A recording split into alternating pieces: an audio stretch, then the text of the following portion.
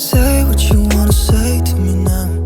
I wanna wake up. Hi everyone, and welcome back to my YouTube channel. For those of you that are new, I'm Becca. I'm a professional pet portrait and wildlife artist specialising in coloured pencils. So when it comes to my recommended materials, I'm going to be talking about coloured pencils, rubbers, sharpeners, filming equipment, video editing tools, and any other essential materials that I use in my drawings. So I'll show you all my recommendations, how I use them, and yeah, we'll get started then. So I'm firstly going to start with what colour pencils I use and what I recommend if you're just starting out with colour pencils. So if you want to predominantly draw animals, obviously you can get big pencil sets that are good gifts for like Christmas or birthdays or something like that. Other than that, they're really expensive to get and probably half the colours you probably won't even use. So I like to buy the pencils individually, and then over time you just kind of build up your own sort of pencil set of the ones that you're constantly using. So I would start by buying the Faber-Castell polychromos. They're predominantly oil based, so they stay sharp and pointy for quite a while, which is great if you're wanting to achieve really intricate detailed drawings. They have a huge range of colours, all of which are super vibrant with maximum light fastness, meaning when your drawing is exposed to light over time, the colour won't fade at all. I love using polychromos to build up layers and add an immense amount of detail to achieve realism in my work. So once you've got used to polychromos a little bit more, and you're starting to sort of learn some of the basic techniques when it comes to colour pencils, I'd then recommend buying the Caran d'Ache Luminance Pencils. These are amazing. I think these are actually probably my favourite out of the two. However, they complement each other really, really well. So unlike the polychromos, which were oil based, these are predominantly wax based. So they're a much, much softer pencil. They kind of feel quite thick to work with because they're so sort of waxy. They're really, really good for base layers, and they're really good for blending. So if you ever get to a stage in your drawing that's looking quite grainy because it's picked up a lot of that tooth from the paper underneath, this is where I like to go in with a luminance pencil, and literally you can just smudge that pigment underneath around and all them layers will literally just melt together. The Caran d'Ache pencils, if you were to buy them individually, are probably double the price of buying an individual polychromo. They are quite expensive, but in my opinion they're so worth it. Instead of buying an entire set, here are my 8 pencils that I would recommend if you're wanting to try out Caran d'Ache Luminance pencils, you've never tried them before, and you're just wanting to kind of see what they're like, but you don't want to spend absolutely loads.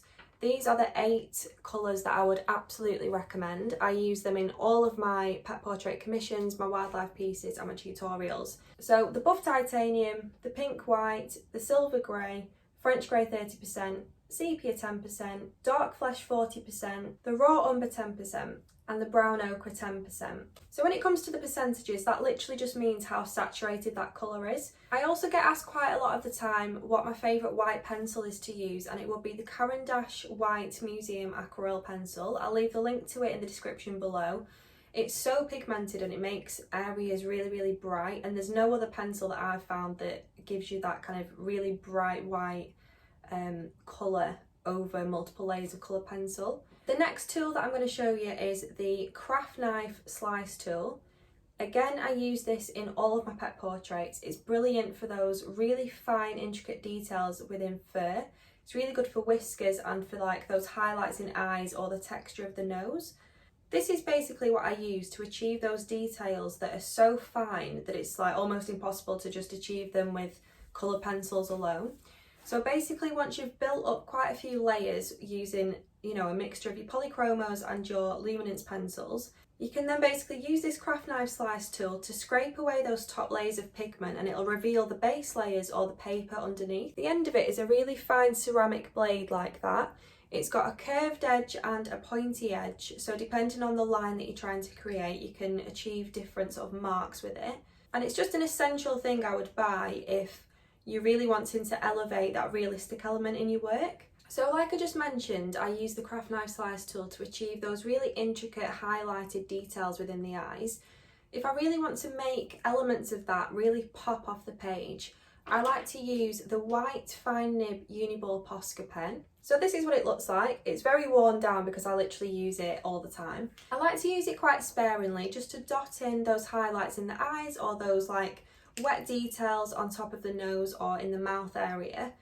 It's basically like a paint pen, so it's a wet medium, but it shows up really, really well over multiple layers of colour pencils. You can also use it for whiskers, and I think it's one of them that people either kind of love or hate. It's always worked great for me. I think you can't really go wrong with it, because if you do add too much, you can literally just smudge it away with your finger, or you can wait for it to dry and literally use a sharp pencil to kind of crumble away the side of it so you can correct the kind of mark that you wanted to make with it. So yeah, for those brightest white highlights, the fine nib Uniball Posca pen. I'm going to leave all of the materials that I'm going to talk about in today's video in the description below, so you've got the link to it if you want to go and try it for yourself. So when it comes to rubbers, I like to use the ultra fine 2.3mm Tombow Mono Zero eraser. This is what it looks like. It's got a really, really fine rubber at the end of it, if you can see that there. So this is really good when you're drawing spaniels, for example, and you're wanting to get those kind of overlapping sort of wavy tufts within the ears. If you want to kind of lift off some of that pigment to make it a bit brighter, this is usually what I'd go for.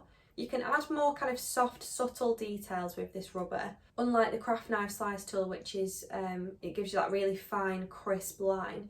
This gives you a much softer, kind of thicker line. But either of them work really, really well depending on the texture that you're trying to recreate. So when it comes to pencil sharpeners, I like to use either the Jacquard electric pencil sharpener if I want a lot of my pencils to be sharp really quick, so if I'm starting a new drawing, for example. However, if I'm after a really sharp point, then I like to use the Swordfish Icon sharpener, which looks like this. So this pencil sharpener gives you the best point ever on your pencils.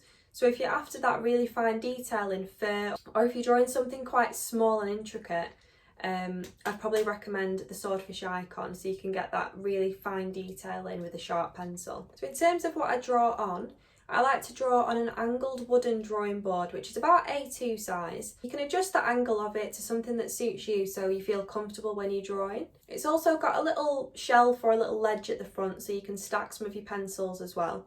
I know a lot of artists like to draw on a flat surface, on like the flat desk or something, but I found over the years that I was like hunching over, so it wasn't doing my posture any good. So I find that working on an angled surface means that I can literally just sit straight and draw what's in front of me.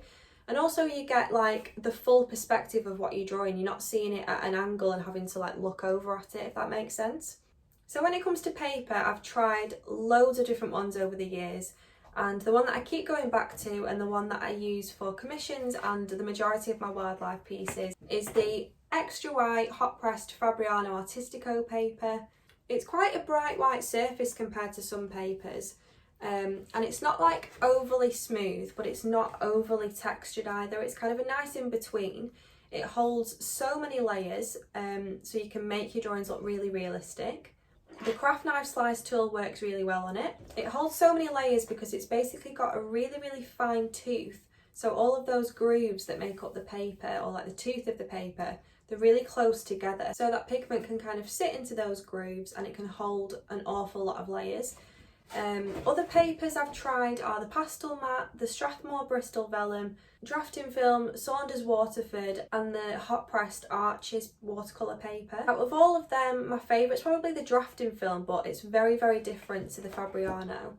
They're all very different. I think it's with paper, it's a good thing to try as many different ones as you can and find something that works for you. Because obviously I could give you my opinion on what works for me, but you know, your drawing style might differ slightly, so your paper choice may vary. The sun's just decided to come out. I'm being blinded right now. The surface that you work on can have just as much of an impact on the final result as your colour pencils can, so they both kind of go hand in hand.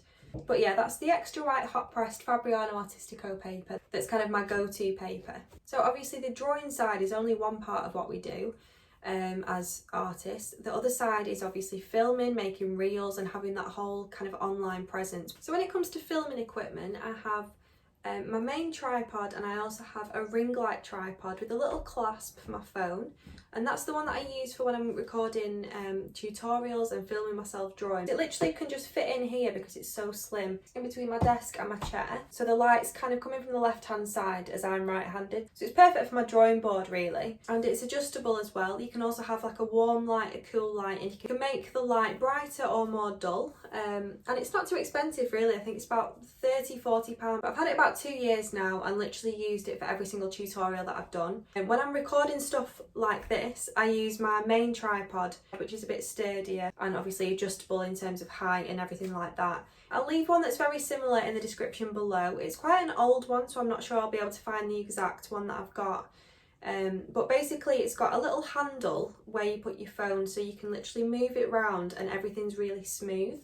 So if you're wanting to do like shots of your studio or record content of you working, I'd probably recommend that tripod. So they're the 2 tripods that I use for filming.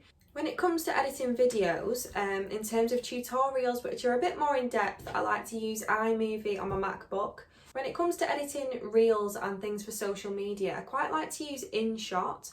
I know quite a few people use CapCut as well, but for me InShot is the one that I've stuck with like from the start. It's really easy to use. You can also use a variety of free music on it that you can share publicly on like YouTube or social media, and you won't get copyrighted for it, as long as you credit the song or the musician. So I hope you found this video helpful, and hopefully some of the materials that I've recommended you can start to use in your own work. Like I said at the start, I've left all the links to the materials that I've suggested in this video in the description below, so you can find them there.